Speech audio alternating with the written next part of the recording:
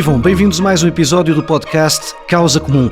Esta temporada é dedicada em exclusivo aos 50 anos da Constituição da República Portuguesa e hoje falamos de política externa e de defesa. Tenho como convidados, aqui em estúdio, Luís Amado e Bruno Cardoso Reis. Luís Amado foi Ministro da Defesa entre 2005 e 2006 e Ministro de Estado e dos Negócios Estrangeiros entre 2006 e 2011. Em 92 foi eleito deputado à Assembleia da República. Em 1995 estreou-se em funções executivas no governo de António Guterres como Secretário de Estado Adjunto e da Administração Interna e em 1997 assumiu funções como Secretário de Estado dos Negócios Estrangeiros e da Cooperação. Bruno Cardoso Reis é aqui da casa, é professor no ISCTE, é doutorado em War Studies pelo King's College, tem sido diretor do doutoramento em História e Defesa, numa parceria entre o ISCTE e a Academia Militar, e é, desde a semana passada, investigador sénior não residente do Center on US and Europe da Brookings Institution. Foi também adjunto do Ministro da Defesa, João Cravinho. Eu sou o Paulo Tavares e vou estar na moderação desta conversa. Meus caros, antes de mais, obrigado por terem aceitado este convite. Falemos da Constituição. A Constituição nasceu em 76, no rescaldo da descolonização. A Assembleia Constituinte trabalhou num contexto de descolonização acelerada. Entre junho e novembro de 75, Moçambique, Cabo Verde, São Tomé e Príncipe e Angola declararam a independência e com o mundo em plena Guerra Fria, Portugal ainda digeria o fim do Império. Tínhamos de um lado a NATO e do outro o discurso anti-imperialista do outro bloco. O texto original do artigo 7º da Constituição é um retrato precisamente desse enquadramento histórico. Fala em abolição do imperialismo, do colonialismo e de quaisquer outras formas de agressão, domínio e exploração. Fala também do desarmamento geral, simultâneo e controlado. Era, no fundo, um programa de utopia, escrito por uma geração que acabara de fazer uma revolução. Luís, comece por si. Como é que se fez política externa naqueles anos pós-revolução, a partir de um texto fundador escrito em todo aquele clima? Foi um quadro útil, um constrangimento ou, pelo contrário, um repositório de simples princípios, apenas invocado quando deu jeito?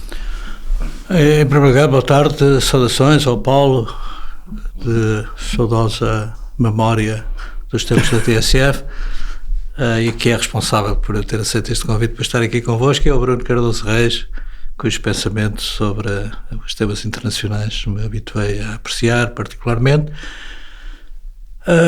Paulo, eu não estive nesse período. Eu era um jovem que alimentava ainda provavelmente ideias bem diferentes do que tive que testar no choque da realidade do governo, alguns anos depois, mas percebi que a Constituição desempenhava no seu processo de elaboração um papel fundamental na estabilização política do país. Era, digamos, a grande primeira experiência de choque de extremos do ponto de vista ideológico que se confrontaram no processo revolucionário que se seguiu ao 25 de abril de 74, e o processo de elaboração da Constituição, digamos, o processo constituinte, foi em si mesmo um instrumento valiosíssimo de estabilização política do país, de aproximação de diferentes e radicais pontos de vista em relação aos temas que praticamente diziam respeito a toda a vida do país, e naturalmente que deu uma contribuição muito grande nesse processo, depois das eleições que confirmaram uma maioria consistente do ponto de vista da visão ideológica para o país, deu um contributo muito grande à elaboração de uma política externa compatível com os interesses nacionais e com os interesses da jovem democracia portuguesa. No fundo, esvaziou o balão revolucionário, adaptou o país a uma matriz de inserção geopolítica que não rompia com os interesses permanentes de Portugal no mundo, abriu o caminho para a democracia de uma forma normativamente regulada e, de alguma maneira, deu legitimidade e enquadramento ao processo de descolonização, que era um processo de difícil gestão do ponto de vista político. Todos nos lembramos dos sobressaltos que o processo de descolonização, em particular de Angola e de Moçambique,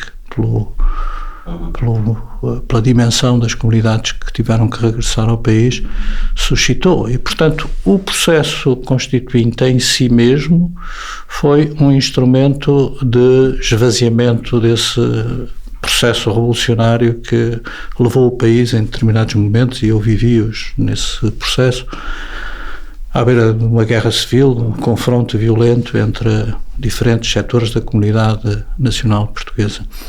E o texto constitucional em si, independentemente das palavras, porque as palavras, no fundo, são a alavanca de todo o poder e, portanto, valem pelo que dizem, mas também pelo que representam e não dizem, têm valor mesmo quando não têm valor. E algumas dessas palavras que constituem o texto da Revolução e que hoje nos surpreendem pelo aspecto mais simbólico ou utópico, e que ainda lá estão, no caso do artigo 7º. E que ainda lá estão, em alguns casos, têm esse valor que é de facto de não valerem muito na relação com a realidade. São elementos de tática da negociação dos processos políticos que passa sempre pelas palavras. Estamos a ver isso nos grandes conflitos que nos afligem hoje, a questão da diplomacia e do uso da linguagem e das fórmulas ambíguas que exploram justamente os possíveis numa realidade que é quase impossível às vezes. Acho que isso faz parte dos processos políticos, e a Constituição Portuguesa eu nunca a vi causticamente sob esse lado do desfazamento da linguagem, embora compreendo que há forças partidárias que ainda hoje cavalgam essa onda do texto constitucional como se fosse o sobressalto para o país. Eu já vou querer ouvir o Bruno sobre este tema, mas podemos dizer que para lá da qualidade e do peso de cada uma daquelas palavras que eu citei, aquele artigo 7º, nesta parte da política externa, na prática permitiu uma continuidade de política externa para o país? Permitiu sobretudo, apesar daquele texto, permitiu sobretudo encontrar uma fórmula semântica de organização de um compromisso em termos constituintes, e isso foi fundamental para o país, porque o direito tem essa responsabilidade de gerar, sob a fórmula jurídica, compromissos de natureza política que permitem impedir a violência, limitar as condições de violência numa comunidade que geram destruição e tragédia.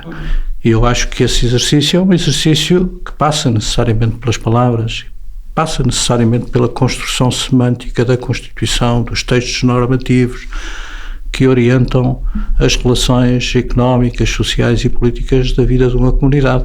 E nós precisamos de estar sempre a lembrar isso, porque a pulsão das comunidades para a violência, para o confronto e para o choque é permanente. E ao primeiro rasgo de crise, nós temos as comunidades locais, nacionais, regionais, no plano internacional, à beira de uma guerra ou de um conflito. E a função da política, verdadeiramente, eu aprendi isso na minha própria experiência, fora da política e na política ativa, a verdadeira função da política é limitar as condições da violência inerente à dimensão social da vida humana. E esse exercício é um exercício de responsabilidade política para a qual muitas vezes, na tarefa do dia-a-dia, no cotidiano, na pressão da democracia, das eleições, dos votos e da comunicação, se perde. E eu acho que estamos a entrar num tempo em que é preciso convocar de novo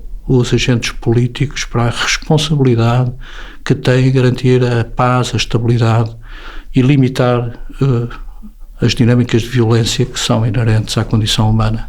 Bruno, que Constituição era aquela, antes de mais, com aquelas palavras que eu há pouco referi, do ponto de vista da política externa, é mais um documento de ruptura com o Estado Novo ou está ali escondida uma continuidade de políticas? Bem, olá a todos, obrigado pelo convite, embora seja da casa, é sempre um ótimo pretexto para conversar sobre temas tão relevantes. É também um particular privilégio estar aqui com o Luís Amado, que é realmente um par da República, um senador da República, alguém com uma enorme experiência em todas estas áreas. Realmente a vontade de ruptura era grande, ou seja, esse era o grande consenso Enfim, um consenso absoluto nunca existe na vida política, mas havia uma amplíssima coligação no sentido de, enfim, essa famosa frase do Salgueiro Maia, literalmente na madrugada de 25 de Abril, não é? Quando ele faz um breve discurso às tropas em parada em Santarém e diz há vários tipos de Estado socialista, Estado capitalista, depois há o Estado a que isto chegou e, portanto, quem estiver contra o Estado a que isto chegou, venha comigo para Lisboa. E, portanto, isso, realmente, essa vontade de ruptura com o Estado Novo existia muito. Mas é curioso, pondo aqui mais o meu chapéu de historiador, há sempre algumas continuidades, inclusive entre regimes, ou seja, por exemplo, do meu ponto de vista, o modelo de semipresidencialismo que nós temos não anda assim tão longe do modelo de monarquia constitucional que nós tivemos, ou seja, esta ideia do Presidente como uma espécie de poder moderador, mesmo o tipo de poderes que o Presidente tem, de dissolução da Assembleia, de veto, etc., são muito próximos daquilo que tinha o Rei Constitucional até 1910. Depois há rupturas importantes, enfim, por exemplo, a questão da eleição direta do Presidente, que no fundo é algo em que o Estado Novo recua ou altera as coisas, altera as regras do jogo de forma evidente a partir de 58, não é? Portanto, há eleições diretas que obviamente não são livres nem justas até 1958, mas com aquele susto do Humberto Delgado, depois o regime opta por uma eleição indireta. Isso, por exemplo, é revertido. Em termos de política externa e de política de defesa, eu diria que na linguagem realmente há uma vontade de ruptura que fica clara, mas a mim parece-me que o que prevalece acaba por ser uma certa continuidade, obviamente com uma diferença fundamental que está muito clara na Constituição, que é a questão da descolonização, das independências. Isso não significou, no entanto, como se chegou a pensar na altura, como muitos pensavam, aliás, em diferentes polos, que isso no fundo implicaria ou de abandonar completamente a África e, portanto, deixar de haver uma relação próxima com os países lusófonos. O próprio Salazar tinha muito essa ideia, não é? Se houvesse independência, acabava-se tudo, portanto, Portugal não tinha possibilidade, não tinha peso para poder ter uma relação importante com esses países. Isso, obviamente, não aconteceu. Também não foi preciso, como havia outras correntes que defendiam, mas correntes, vamos dizer, terceiro-mundistas, que achavam que, no fundo, o futuro de Portugal tinha de ser fora da Europa Ocidental e, portanto, no fundo, de certa forma, Portugal teria de continuar a ser um país daquilo que nós hoje diríamos o sul global ou algo desse tipo. Isso claramente também não foi a via seguida, não era necessário para ter boas relações com os países de língua portuguesa e no fundo foi possível conciliar, embora reequilibrando prioridades e de uma forma muito diferente, mas foi possível reequilibrar a opção europeia, que se tornou prioritária, a opção, digamos, lusófona, de relações próximas com o sul global, sobretudo com os países lusófonos, mas até nem só, e depois também a opção atlântica, a importância da NATO, a Aliança Atlântica dos Estados Unidos, que era talvez a mais, digamos, a que suscitasse mais críticas, mais tensões, na altura, no período revolucionário, mas a verdade é que em termos dos próprios responsáveis políticos, no próprio PREC, há aquele famoso episódio da Cimeira em que Vasconcelos vai falar com Henry Kissinger e com o Presidente Ford e tenta explicar-lhes que mesmo um Portugal comunista ou próximo disso não iria mudar de bloco ou de aliança, que isso eram questões diferentes, uma coisa era a política externa, outra... O que é pensar desta uma coisa estranhíssima, não é? Sim, e o próprio Kissinger deixa bastante claro, ficou a ponto de falar disso nas suas memórias, que realmente era uma situação bizarra, mas realmente houve, a par, digamos, da retórica revolucionária, houve sempre algum elemento de realismo e de se perceber que um país também com a dimensão de Portugal pode fazer as suas opções, pode alterar as suas prioridades, mas não pode ignorar a realidade da geografia, por exemplo, que é objetivamente um país da Europa Ocidental, que é um país atlântico, e isso de alguma forma condiciona as opções nestas áreas da política externa e da política de defesa. Bruno, para lá desse episódio, como é que a diplomacia portuguesa geriu a coexistência que só pode ser tensa entre Portugal ser um membro fundador da NATO desde 49 e depois estar ali aprovado um texto com aquele teor tão anti-imperialista e ligado ao outro bloco? Sim. Bem, no fundo, o compromisso na Constituição, que está no artigo 7º, é esta ideia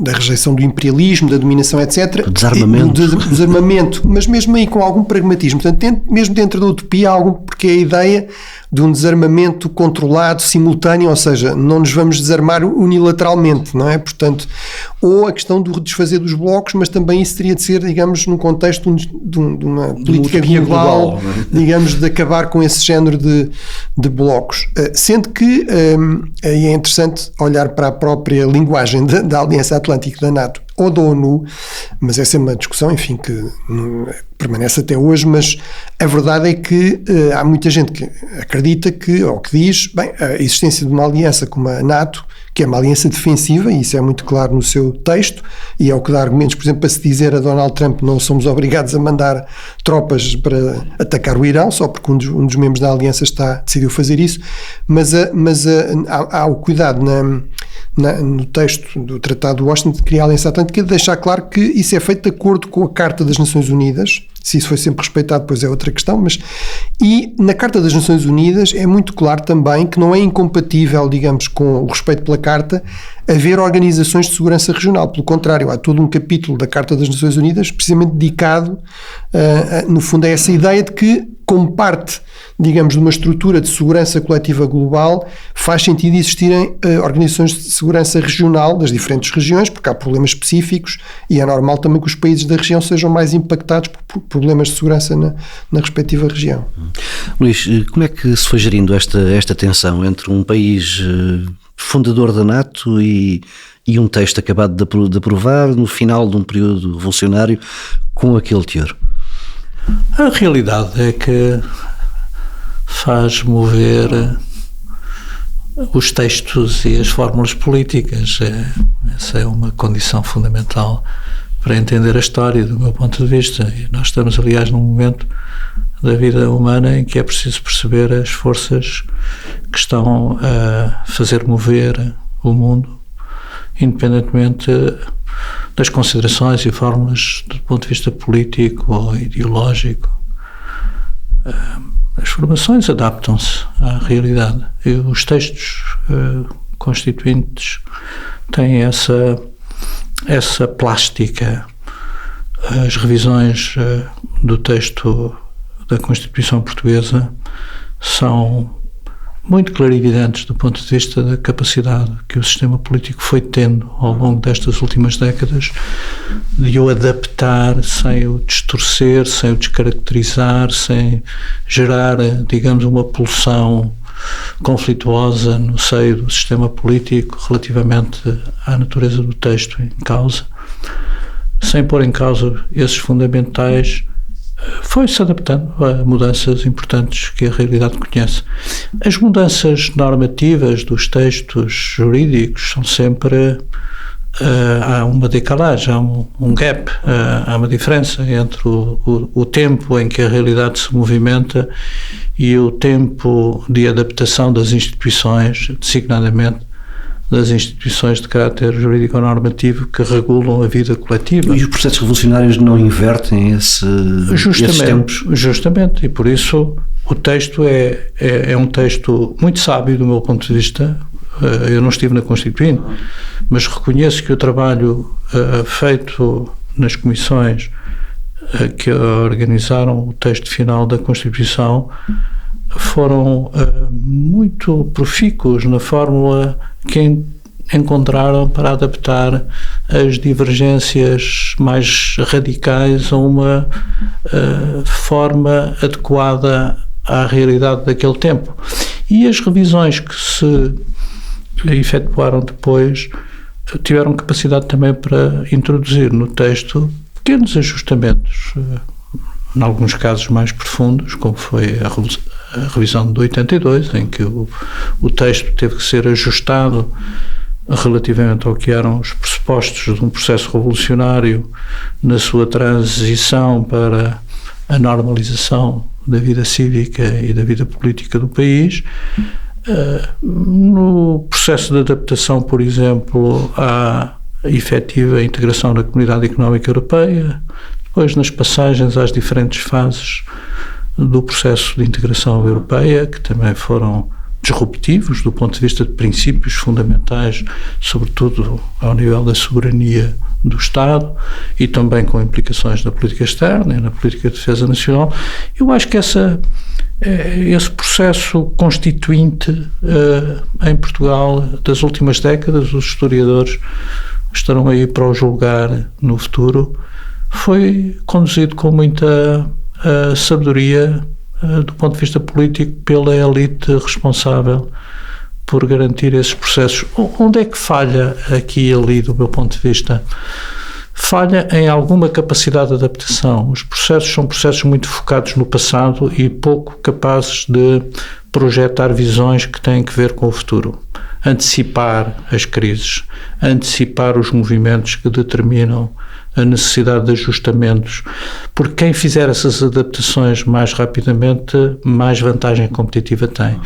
E eu acho que no tempo que estamos a viver, esse é o problema, porque há uma aceleração na história extraordinária, absolutamente vertiginosa que estamos a viver, e esse gap entre a resposta institucional, a resposta política e a aceleração do processo histórico de transformação, de ruptura, de disrupção em todas as fórmulas da vida social, económica e política, esse gap torna-se um gap perigoso, porque quem não for capaz de rapidamente reagir, se possível antecipando, vai ficar para trás. Mas é curioso que continuamos, e agora só uma nota de atualidade, continuamos, quando se fala em revisão constitucional atualmente, está a falar-se de passado, ou seja, de corrigir o passado e não de projetar o futuro. Esse é o problema. É justamente esse aspecto que eu estava a sublinhar no que disse agora mesmo. Vamos à revisão de 92, que criou a moldura de adesão a Maastricht. Vista hoje, aquela alteração foi suficiente? A partilha de soberania ficou bem resolvida ou, pelo contrário, foram criadas ambiguidades? Mas só pela ambiguidade a soberania se partilha. Sim. Não há... Se há coisa que toca, digamos, na esfera mais íntima do Estado, é a questão que tem que ver com a soberania e os fundamentais da soberania, designadamente defesa, segurança, política externa, a relação com o mundo, com o outro, com o vizinho, com o estrangeiro. Esses aspectos da soberania foram sendo tratados do ponto de vista constituinte europeu de uma forma necessariamente ambígua. A União Europeia tem hoje uma resposta ambígua para o problema político europeu, mas também não podia ter outra, do meu ponto de vista. E Maastricht reflete isso. O Tratado da União em Lisboa, aprovado e negociado durante a presidência portuguesa de 2007, lidou com essa ambiguidade de uma forma muito direta.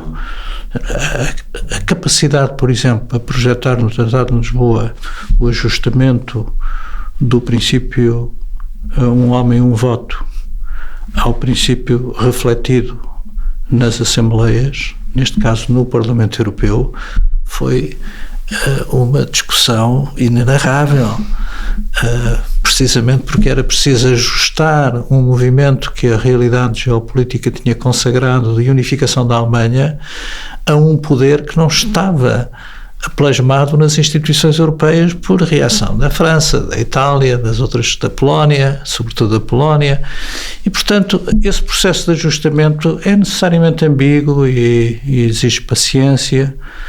Agora, nós estamos a chegar a um momento de verdade relativamente, digamos, à Constituição Europeia, aos tratados, precisamente porque na lógica da política das grandes potências, que marca o ritmo da transformação e da profunda mudança que está a ocorrer em toda a vida mundial, esse processo não é compatível com a fórmula política europeia. Portanto, a Europa não tem qualquer possibilidade de se ajustar a este ambiente estratégico de rivalidade e de concorrência, de competição feroz entre as grandes potências, sem equacionar, do ponto de vista político ou institucional, como é que se ajusta a este processo de força bruta que nos massacra cotidianamente, fisicamente e intelectualmente. Nós não sabemos como é que a Europa pode sobreviver numa realidade geopolítica tão adversa como aquela que estamos a viver, com essa ambiguidade. A ambiguidade dos tratados, que está em Maastricht, passou para a União Europeia. Eu lembro-me de ter declarado, na altura, a primeira declaração que fiz depois do tratado ser aprovado bem em Lisboa, de madrugada, lembro-me de ter sublinhado que temos tratado para 20 anos. Bom, já lá vão mais de 20 anos. E provavelmente este tratado nunca será revisto. Terá que haver um novo tratado, eventualmente, porque não há capacidade para, nos termos do tratado, fazer uma revisão compatível com o desígnio que aí está. Portanto, vamos ter que encontrar uma fórmula política diferenciadora de resposta à realidade que aí está, o desafio que aí está, e que sem esse movimento não é possível ajustar os interesses europeus ao que se passa no mundo hoje. Bruno, vamos regressar às revisões. Qual é que, na sua opinião, foi a mais decisiva para estas matérias da política externa e da defesa? A mais decisiva foi a de 1982, que já foi referida. Ou seja, a Constituição nunca foi um obstáculo às grandes prioridades da política externa, nas suas diferentes dimensões, ou da política de defesa, tirando até que foi necessário fazer essa é devolvida a defesa à política. Aos civis, à tutela civil, ou seja, basicamente sobretudo o fim do Conselho da Revolução, como o nome indica, é um resultado direto da Revolução, portanto, no fundo, a institucionalização de uma tutela militar, ou pelo menos de uma tutela parcial da liderança do MFA, do Movimento das Forças Armadas, que é institucionalizada depois no período da transição, mas que, por exemplo, tinha poder de veto, ou seja, basicamente funcionava como uma espécie de tribunal constitucional, e também tinha o controlo efetivo, digamos, da política de defesa, ou seja, basicamente o Ministério da Defesa, como a tutela efetiva sobre as Forças Armadas, sim, não existe até à reforma de 1982 e depois à sua implementação. E isso era uma linha vermelha para a União, para as comunidades europeias, hoje a União Europeia, ou seja, Portugal não podia aderir. Portanto, fala-se muito também da questão da política económica, das nacionalizações e tudo isso, e aí havia algumas coisas, mas ainda mais importante era este obstáculo, porque, no fundo, do ponto de vista dos nossos parceiros europeus, isso significava que não éramos plenamente um regime democrático e, portanto, isso é uma condição para a adesão, embora, como, entretanto, descobrimos, depois de lá se estar, enfim, não quer dizer que não possa haver aí umas entorses significativas, mas à partida para a adesão era uma questão fundamental. Mas só ligando ao que estava a ser dito pelo Luís Amado, que eu acho que é crucial, eu acho que realmente neste momento talvez o desafio constitucional maior seja não o nacional, mas realmente o europeu, porque eu estou muito de acordo, ou seja, nós estamos num contexto de transição de poder, mas também de transformação do poder, transformação tecnológica, que sempre teve um peso enorme, mas está a acelerar-se de uma forma tremenda, com implicações em todas as áreas, desde a economia ao emprego, à segurança e defesa. E até implicações que não conseguimos medir atualmente. Sim, a inteligência artificial, a robótica, todas essas questões, a transição energética, portanto num contexto de transição de poder, em que temos potências emergentes que cada vez mais se afirmam declaradamente como uma espécie de impérios predatórios, portanto temos uma espécie de neoimperialismo. Isso é muito claro no caso da Rússia com a guerra de conquista da Ucrânia.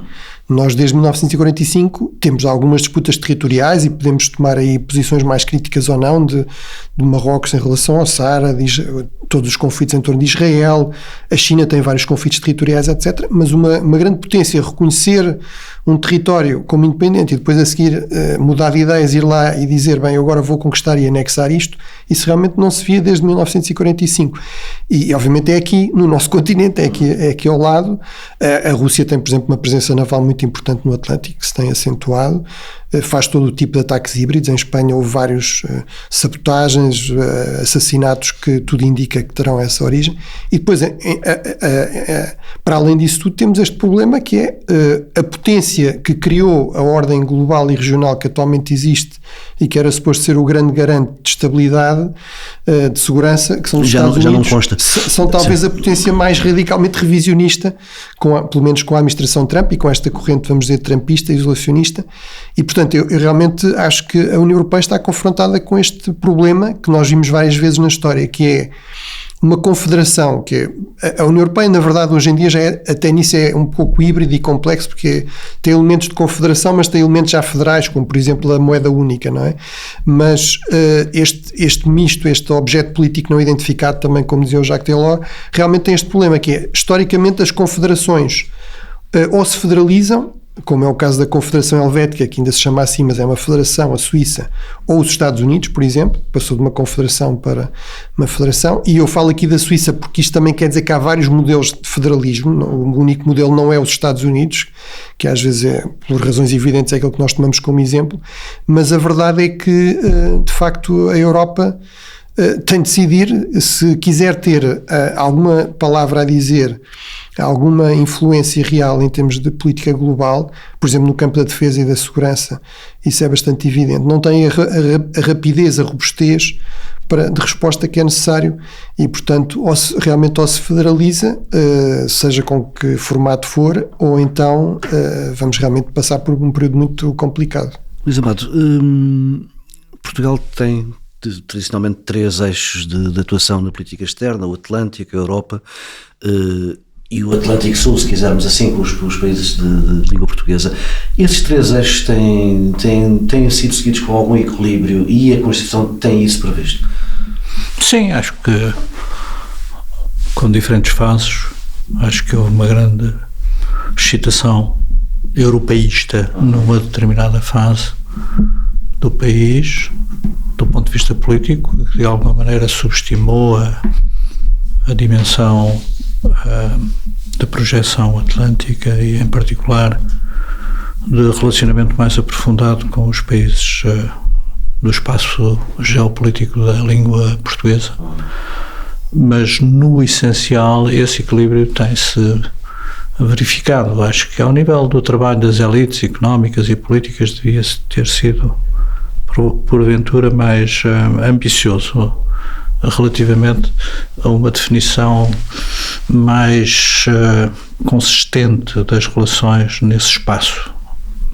Passava por alguma capacidade de mobilização de recursos, seguramente, mas passava também por uma ambição maior. Eu próprio, que estive 10 anos na política externa portuguesa, hoje reconheço que poderíamos ter feito mais em relação à projeção de influência nesse espaço, pensando, por exemplo, no que Timor nos garante de proximidade relativamente a uma das regiões económicas mais dinâmicas do mundo, como é a ASEAN, que já hoje é parte constituinte, pensando na importância que o continente africano, nas suas diferentes regiões, vai ter no futuro, quanto mais não seja pelas más razões, em alguns casos, mas sobretudo pela presença constante na agenda política mundial deste século, considerando a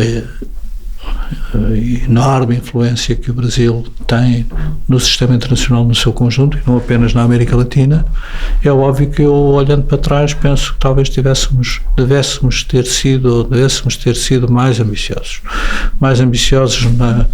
no investimento político e no investimento de recursos na língua e em alguns aspectos que marcam a influência. Não só na cooperação, mas mais na diplomacia económica, por exemplo. E também na área económica. A área económica pressupunha sempre um sistema de garantias diferente. As empresas não podem ser deixadas na solidão da relação com o risco. A África, se não houver, digamos, uma garantia do ponto de vista do interesse estratégico do Estado em que as empresas se instalem nesses mercados. E eu acho que aí falhamos ao longo de 1 a 2 décadas de negligência na forma como enquadramos o tema da importância do ponto de vista económico da presença das empresas portuguesas, das marcas portuguesas nesse espaço. Mas no essencial esse equilíbrio foi garantido e é isso que faz a diferença do nosso país. Nós não somos uma potência continental.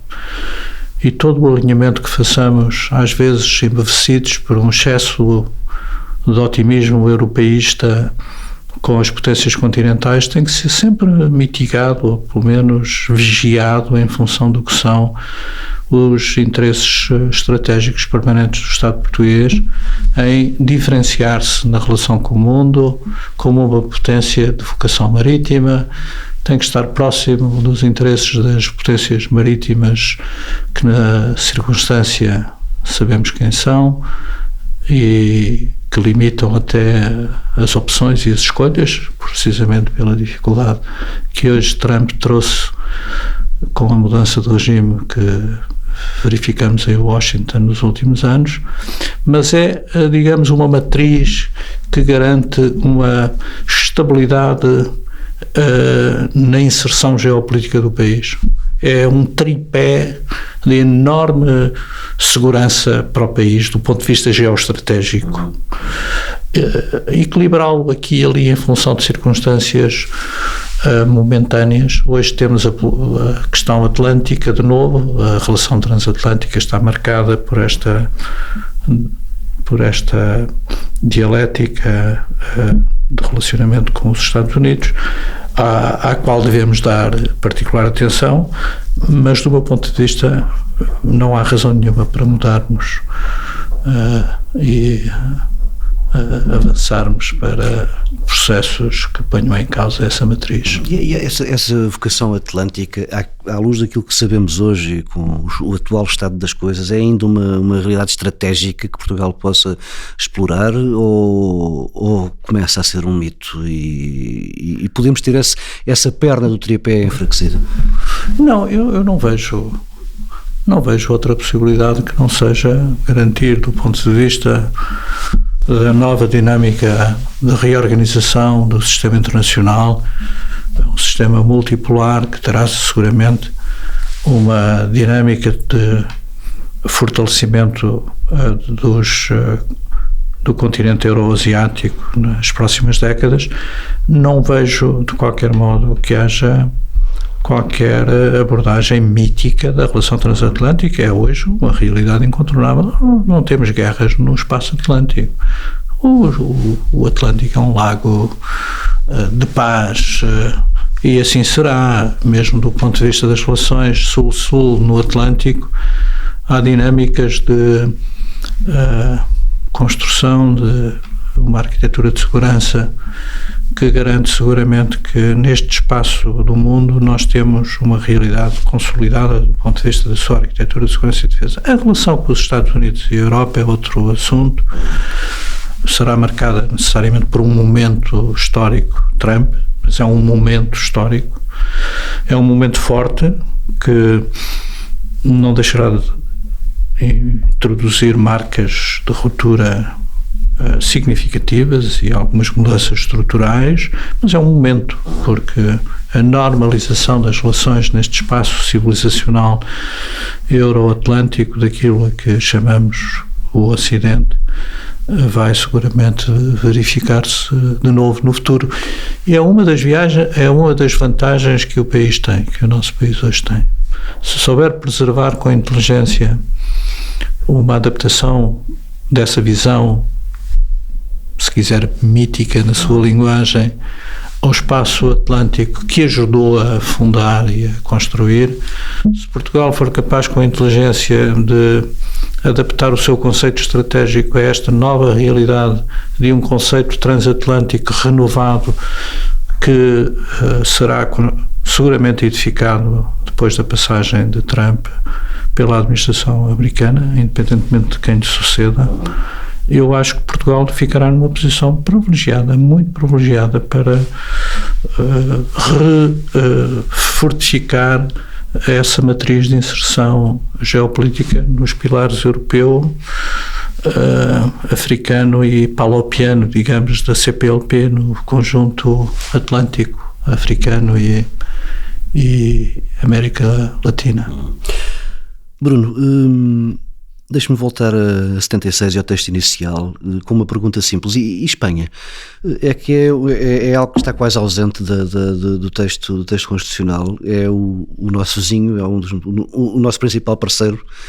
E alguma razão, vê alguma explicação histórica para que...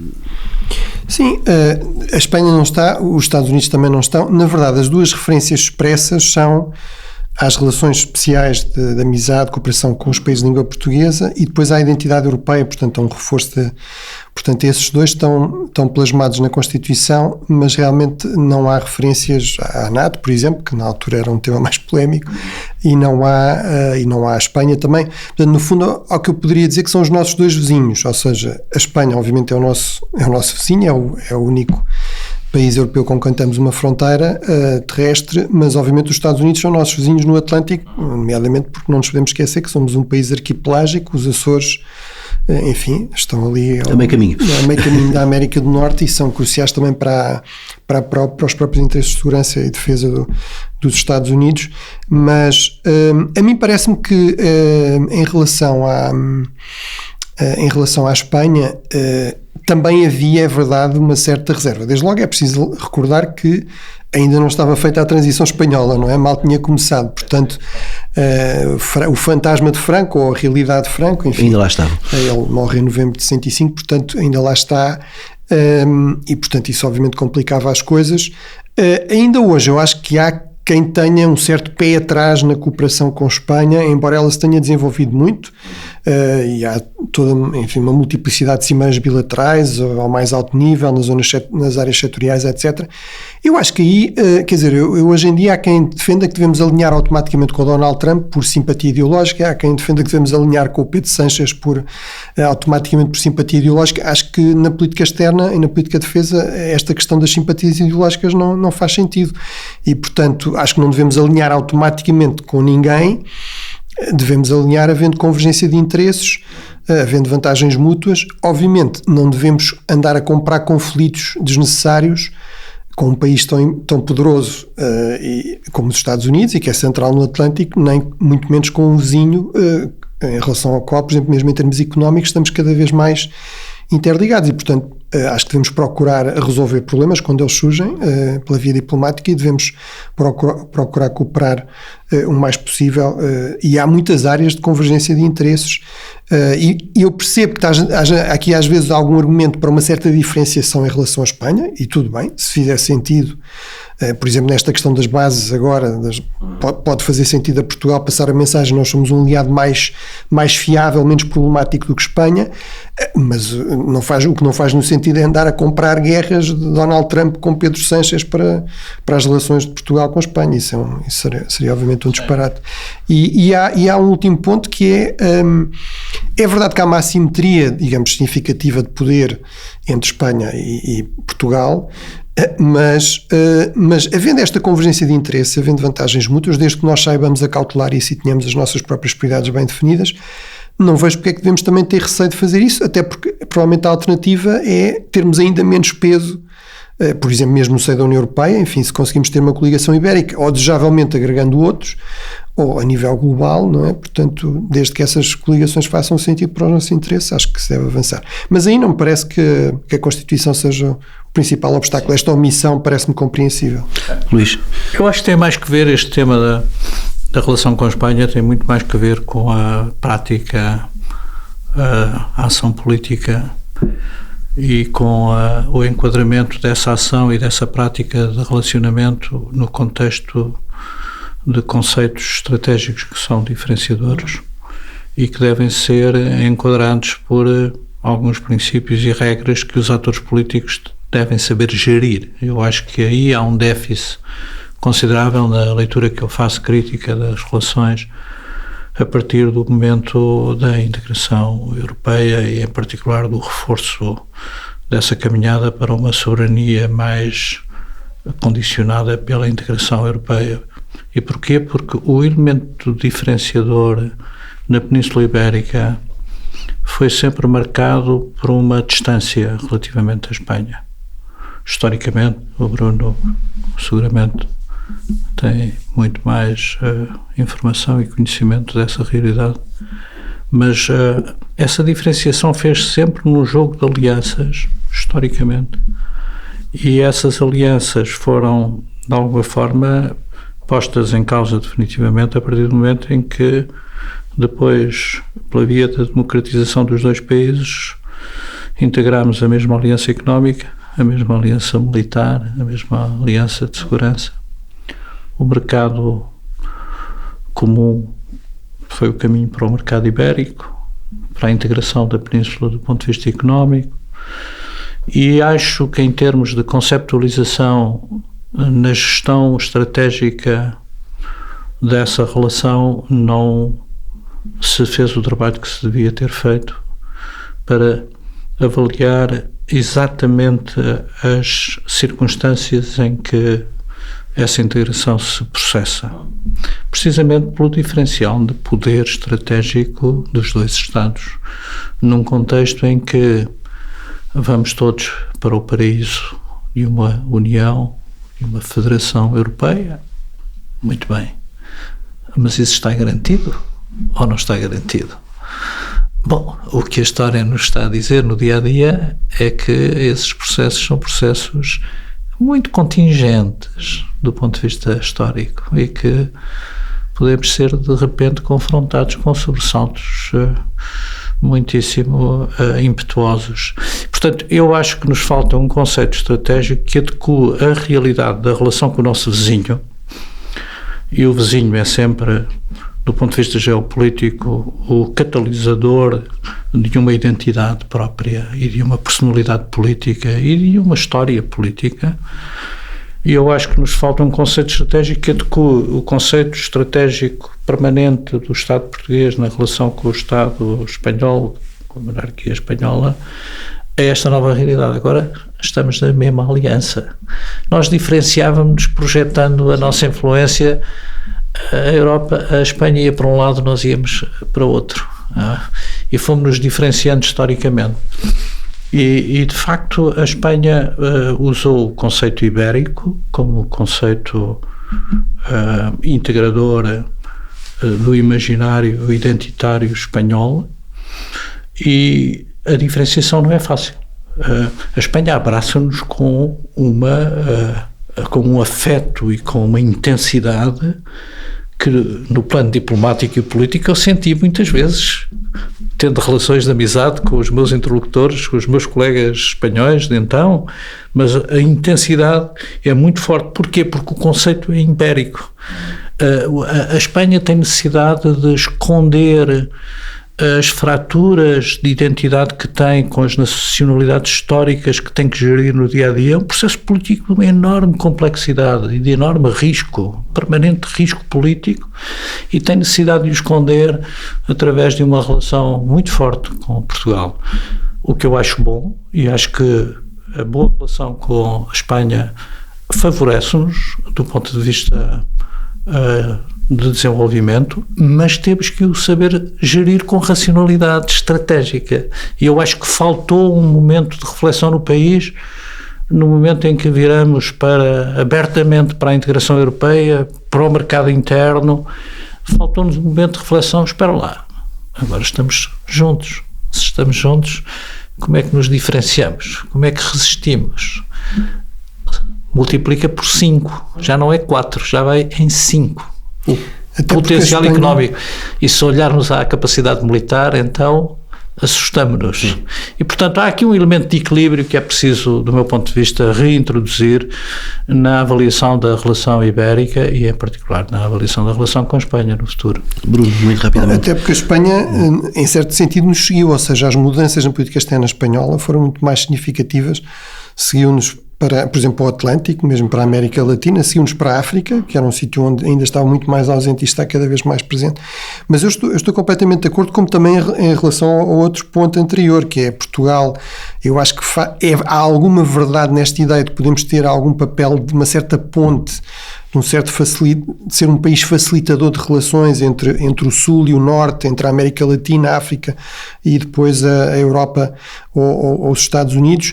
Mas nós nunca investimos muito nisso. E, portanto, quer em relação à relação com a Espanha, quer em relação a esta ideia, por exemplo, do Atlântico, investidas logo em reflexão, ou seja, ok, tudo bem, isto é uma ideia, mas quais são aqui as nossas prioridades, quais são os nossos interesses, quais são os pontos de convergência e eventualmente divergência, onde é que temos de ter alguma atenção, onde é que temos vantagem em reforçar a cooperação. Portanto, todo esse trabalho realmente em muitos casos não existiu, ou esse investimento, por exemplo, há muito tempo que eu defendo que em relação ao Atlântico nós podíamos ter tentado, hoje em dia até aí já começa a haver alguma concorrência até de países como Marrocos, mas podíamos ter tentado criar uma espécie de Davos para o Atlântico, não é? Uma coisa que exige algum investimento financeiro, diplomático, de investigação, mas é algo que é perfeitamente comportável para um país como Portugal e devolve alguma centralidade, também permite ter alguma clareza em termos de visão estratégica, alguma capacidade de influência da agenda, que um país como Portugal precisa realmente procurar ativamente ter. Não vai ter como tem, com facilidade como tem a Espanha, ou para não falar nos Estados Unidos. Não? Mas a fórmula é muito simples. Onde a Espanha está, nós não estamos. Era a fórmula do passado. Pois era mais fácil. Onde a Espanha está, nós temos que estar. É a fórmula do futuro. Isso exige investimento, exige recursos.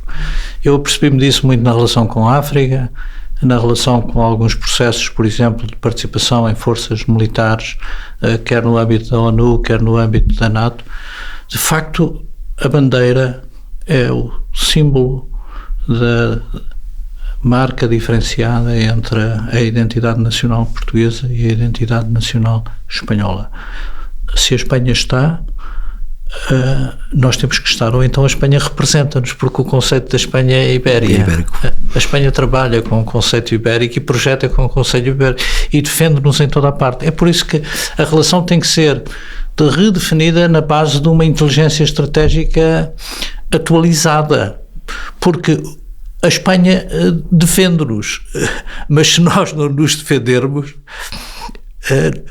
a Espanha defende-se a ela e não a nós, em cada ato de defesa do interesse espanhol. Meus caros, já vai longa, mas muito, muito interessante a conversa. Já aqui falámos muito do presente, porque o presente tem um peso brutal neste momento, as coisas estão num nível de incerteza muito grande. E isso tem-se notado na conversa, porque o pretexto que nos senta aqui é falar dos 50 anos da Constituição, mas temos guerra na Ucrânia, temos o regresso de uma geopolítica assente na força, discussões sobre a autonomia estratégica europeia, pressão de Washington sobre os aliados, a ascensão brutal da China também.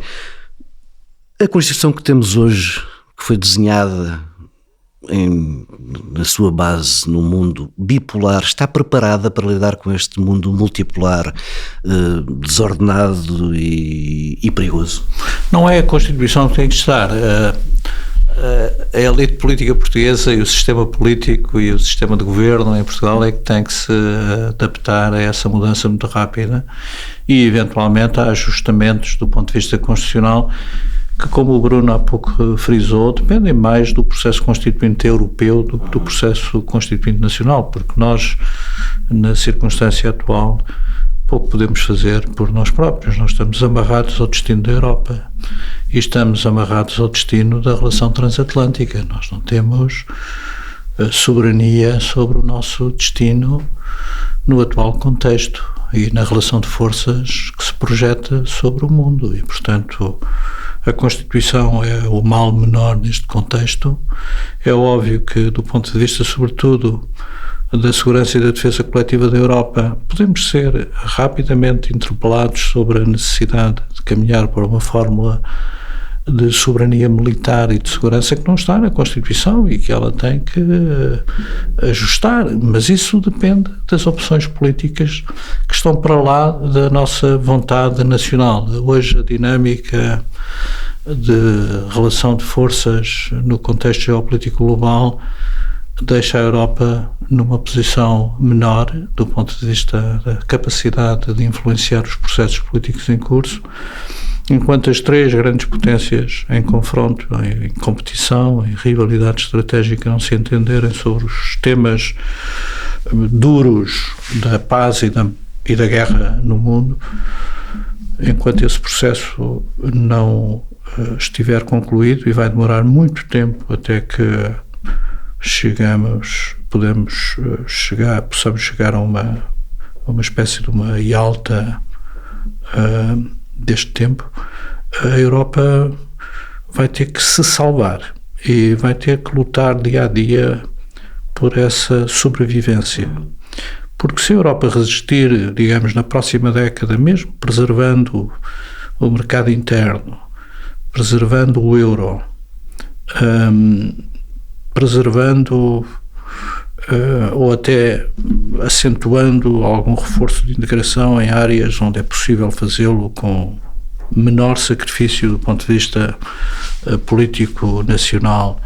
E se puder avançar para uma fórmula de defesa coletiva europeia sob um formato eventualmente diferente daquilo que temos, eu acho que a Europa daqui a uma década volta de novo a ser reconhecida como a fórmula mágica da estabilidade do mundo e da sobrevivência da humanidade, porque não há outra saída para a crise existencial que estamos à beira de viver. O mundo está a caminhar para uma fórmula de tal maneira perigosa e destrutiva que, sem de facto uma consciência existencial que atravessa o sistema político mundial no seu conjunto, começando pelas grandes potências e pelas potências intermédias regionais, nós não nos salvamos. E o conceito europeu, o conceito de integração, o conceito de paz pela palavra, pela semântica, pela construção do texto jurídico, vai ser a fórmula que nos vai poder salvar daqui a um tempo, quando lá em cima os senhores da guerra e da paz, da chuva e do sol se entenderem, e vão ter que se entender, porque não se vão querer destruir mutuamente, e podem destruir-se mutuamente e arrastar-nos nessa destruição. Portanto, eu não estou pessimista em relação ao destino da Europa, mas acho que tem que haver muita inteligência na forma como o poder gere circunstancialmente e se projeta num cenário que é muito exigente, complexo e difícil. Bruno, para fecharmos a mesma questão, e pergunto-lhe se concorda que a Constituição, no momento que vivemos agora, é o menor dos males e que não é por aí que nos devemos preocupar. Sim, estou de acordo, ou seja, acho que eventualmente pode ser necessárias algumas alterações, mas que têm a ver sobretudo com esta dinâmica, digamos, de mudanças ao nível da Europa, e realmente e pode haver novamente necessidade de alguma revisão, mas os problemas que nós enfrentamos, Portugal não tem escala realmente para os resolver, nem Portugal, nem nenhum país europeu por si só. É aquela ideia do Paul-Henri Spaak, o primeiro-ministro belga e secretário-geral também da NATO e um dos pais fundadores das comunidades económicas europeias, que dizia já nos anos 50 que havia dois tipos de países na Europa, que eram os países pequenos a nível global, as pequenas potências a nível global, que já tinham percebido que eram pequenas potências, e as pequenas potências a nível global que ainda não tinham percebido que eram pequenas potências a nível global. Portanto, vamos ver se agora toda a gente percebe isso. Eu não sei, por exemplo, no campo da defesa, se não se terá de pensar numa organização nova, por exemplo, até fora da União Europeia e da NATO, que evite o problema dos vetos e que do ponto de vista, por exemplo, da credibilidade da dissuasão é uma coisa fatal. Mas seja como for, seja em que formato for, parece-me que realmente não é de facto a nossa Constituição que está a bloquear as coisas, e que os desafios são realmente a uma escala que exige aqui uma coordenação de esforços ao nível da Europa. O meu receio é que realmente a polarização política extrema, o peso da desinformação, portanto esta ideia de que as pessoas podem escolher os seus factos e não apenas têm direito aos seus próprios factos e não apenas às suas próprias opiniões, que tudo isso torna muito complicado de gerir num tempo que seria idealmente relativamente curto, realmente este processo de transformação, e portanto é possível que as coisas tenham de piorar antes de melhorarem. Mas realmente a União Europeia, desse ponto de vista, como experiência política, realmente acho que vai ser um teste decisivo para o futuro do mundo, porque a outra alternativa será um sistema do género, realmente uma espécie de nova era dos impérios, sendo isto num contexto em que esses impérios terão armas nucleares, provavelmente terão inteligência artificial, digamos, descontrolada, uma crise climática global que nenhum país por si só também conseguirá resolver. Portanto, acho que realmente a Europa, desse ponto de vista, é crucial para dar aqui alguma esperança a esta ideia de que é possível salvar este modelo de um certo multilateralismo, de de organizações em que, digamos, as identidades das diferentes comunidades políticas continuam a poder ser respeitadas e a cooperar, a ter uma lógica cooperativa. Se realmente a União Europeia entrar numa crise, se não fatal, pelo menos se transformar numa espécie de um zombie, como aliás também é possível no caso da NATO, não é? Portanto, formalmente até pode continuar a existir, mas na prática está paralisada. Acho que isso será muito mau para nós, mas será também péssimo para as dinâmicas políticas globais. Mas, portanto, é isso. Acho que as dinâmicas constitucionais ou constituintes estão mais do lado da Europa do que propriamente do lado português, sendo que é muito importante em tudo isto que Portugal realmente pense sobre estes temas, que os portugueses pensem sobre estes temas, que sejam proativos neste debate, ou seja, a ideia de que devemos estar à espera que os europeus resolvam, bem, nós somos europeus, somos parte da União Europeia, portanto devíamos estar proativamente a contribuir para estes debates, para estas soluções, e portanto não é simplesmente, isto com isto não quer dizer que tenhamos de estar passivamente à espera que nos digam como é que vamos alterar a nossa Constituição. Acho que devemos estar proativamente a promover mudanças importantes, por exemplo, na forma como a Europa se organiza para enfrentar estes problemas. Luís Abado, não sei se quer concluir. Não, estamos numa linha de grande convergência. Não fechamos com uma nota muito otimista. Na visão, mas não há razões para grande otimismo no tempo que corre. Nós estamos à beira de uma situação absolutamente crítica do ponto de vista existencial. Nunca a humanidade viveu numa linha de risco como a que estamos a viver. Se nós considerarmos as forças da geopolítica que se soltaram, as forças da história, as forças da tecnologia, aqui aí vem. Não é aqui está, é aqui está e aqui aí vem. E as forças da natureza em revolta, o que é que nós podemos esperar se não gerir tragédia atrás de tragédia? Portanto, a confrontação não é a solução.